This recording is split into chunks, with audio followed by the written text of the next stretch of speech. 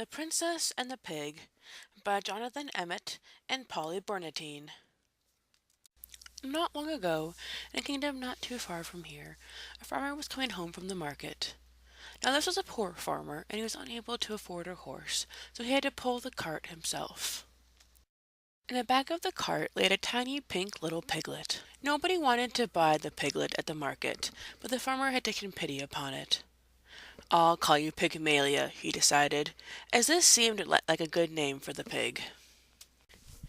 Now, it was a hot summer day, so the farmer decided to stop to rest in the shade of a giant castle. Far, far above him on a high balcony, a queen was inspecting her new baby daughter. The queen was so rich that she had 7 nannies and didn't have to look after her own child. The queen picked her baby up and held her out at arm's length. "I'll call it Priscilla," she decided, as it seemed like a good name for a princess. A moment later, a wet, squelchy noise came from the baby's diaper, followed closely by an awful smell. "Yuck!" shrieked the queen, dropping the baby and running off to find the royal nannies. She left so quickly that she didn't notice that she had dropped the baby over the edge of the balcony. Down, down, down went the baby into the farmer's cart. Up, up, up flew the piglet into the princess's cradle. When the queen returned and found the piglet lying where the baby should have been, she let out an even louder shriek and fainted into the nanny's arms.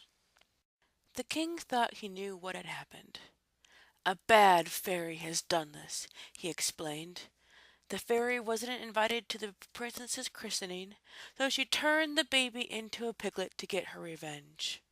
It's the sort of thing that happens all the time in books." Meanwhile, the farmer had returned home and was surprised to discover a baby girl lying where the piglet should have been. The farmer's wife thought she knew what had happened. "A good fairy must have done this," she explained. The fairy knew how poor and honest we are, and how badly we wanted a child, so she turned the piglet into a baby. It's the sort of thing that happens all the time in books." And so, without an even second thought, the baby became Pygmalia, the farmer's daughter, and the piglet became Priscilla, the royal princess. It wasn't long before Pygmalia was able to eat, walk, and get dressed all by herself, and the farmer and his wife soon forgot that she'd ever been a pig. Things were not so easy for Priscilla, but the king and queen never let anyone forget that she was really a princess. As Pygmalia grew older, she grew smarter and beautiful and was admired by everyone that she met. As Priscilla grew older, she grew not so smart and not so beautiful and was avoided by everyone that she met. Then, one day, the farmer's wife overheard some of the castle servants talking about the princess who had been turned into a pig. "It's just like what happened to Pygmalia," she told her husband, "only the other way around." The farmer soon gasped what had happened. "The princess and the pig must have switched places somehow," he explained. "It's just the sort of thing that happens all the time in books." The poor farmer and his wife were very, very unhappy. They loved Pygmalia so much, but they knew they must return her to her rightful home. Pygmalia was also very unhappy. She loved the farmer and his wife so much and did not want to live with anyone else. But they were an honest family, so the next day they all went to the castle to see the king and queen.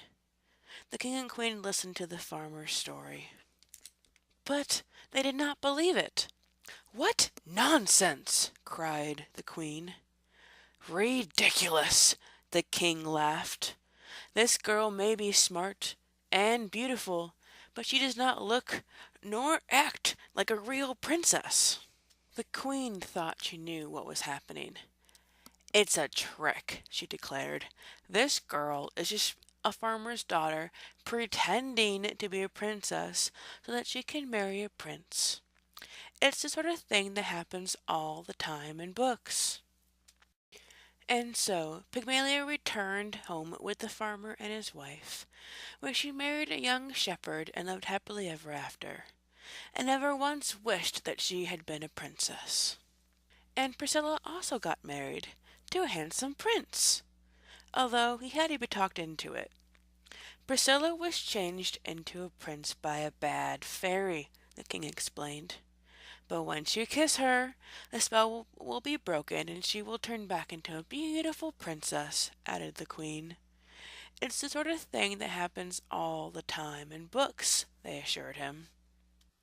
But, unfortunately for the prince, it's not the sort of thing that happens in this particular story.